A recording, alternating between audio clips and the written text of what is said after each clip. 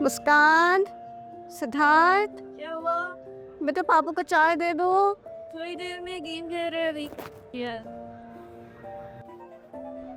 तुम लोग हर समय गेम खेलते रहते हो। तो क्या करें, छुट्टियां चल रही हैं। जब मैं छोटी थी ना तो मेरी मम्मा मुझे बहुत सारी कहानियां सुनाती थी। तो पापा को चाय दे के आओ, फिर हम कहानी सुनते हैं। ठीक है, और कुछ करने के लिए तो ठीक है। कौन सी कहानी सुनाने जा रही है मम्मा? आओ मुस्कान। आए। तो सुने कहानी। ठीक है। एक बार एक राजा का दरबार खुले आसमान के नीचे लगा हुआ था। बहुत सारे दरबारी बैठे हुए थे। राजा लोगों से बातें कर रहे थे। तो एक व्यक्ति वहां पर आया राजा के दरबार में और उसने राजा से अपनी बात रखने की, राजा के सामने अपनी बात रखने की अनुमति मांगी। तो राजा ने उसे अनुमति दी। वो व्यक्ति राज दरबार में आया और उसने कहा कि मेरे पास 7 वस्तुएं हैं जो एक तरह की हैं। आपको ये पहचानना है कि इसमें से कौन सी वस्तु कीमती हीरा है और कौन सी बेकार से पत्थर है। तो राजा ने कहा कि भाई दिखाओ तो सही आखिर। तो उस व्यक्ति ने अपने पास से 7 ऐसे पत्थर निकाले जो बिल्कुल एक से थे।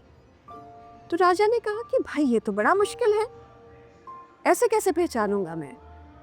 तो उस व्यक्ति ने कहा हाँ, मैं कई सारे राज्यों से होकर के आ रहा हूँ और कोई भी इसको पहचान नहीं पाया। तो उस व्यक्ति ने कहा लेकिन मेरी एक शर्त है, अगर आप पहचान दें तो ये हीरा मैं आपको दे दूं आपके खजाने के लिए, और अगर आप हार गए, नहीं पहचान पाए, तो आप पर इस हीरे के बराबर का मूल्य मुझे देना हो।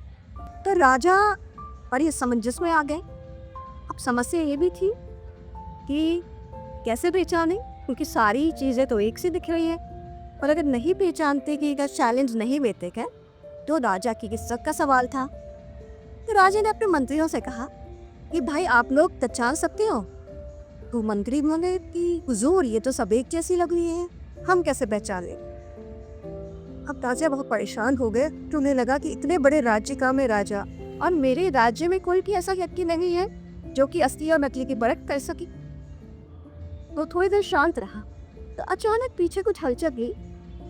एक बुजुर्ग से व्यक्ति खड़े हुए, उन्होंने कहा कि महाराज मैं जन्मजात अंधा हूँ, लेकिन जब राज्य की प्रतिष्ठा का सवाल है तो मैं चाहता हूँ कि वह एक बार कोशिश कर। तो राजा ने कहा लेकिन बाबा आप तो अंधे हैं, आप कैसे पहचानेंगे चीज़ों को। तो उस बुजुर्ग व्यक्ति ने कहा मुझे एक अवसर तो दीजिए। तो राजा ने कहा कि चलिए ठीक है, आप पहचाने। तो वो बुजुर्ग व्यक्ति आगे आए, क्योंकि वो देख तो सकते नहीं है। तो उन्होंने सारी जो वस्तुएं थी, सारे एक से जो पत्थर थे, उनको छुआ और थोड़ी देर में उन्होंने एक पत्थर निकाला और कहा महाराज ये वस्तु हीरा है और बाकी सारे पत्थर हैं। अब सारे लोग, पूरी सभा बहुत आश्चर्य में पड़ गई कि ये बुजुर्ग तो देख भी नहीं सकते, फिर भी इन्होंने कैसे पहचान तो। लेकिन वो जो व्यक्ति था वो बड़ा खुश हुआ, जो आया था चैलेंज देने। उसने कहा कि इतने सालों बाद आखिर कोई तो ऐसा व्यक्ति है जो हीरे का असली पारखी है। तो बच्चे बताओ कि उस बुजुर्ग व्यक्ति को कैसे पता चला कि वो हीरा है और वो पत्थर। मुझे तो लगता है कि हीरा जरा चिकना होगा बाकी पत्थरों से।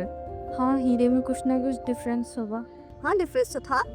डिफरेंस ये था कि जो थोड़ी सी गर्मी में गर्म हो जाए वो कांच है, और जो गर्मी में भी गर्म ना हो वो हीरा है। तो ऐसा ही हमारे जीवन में भी है।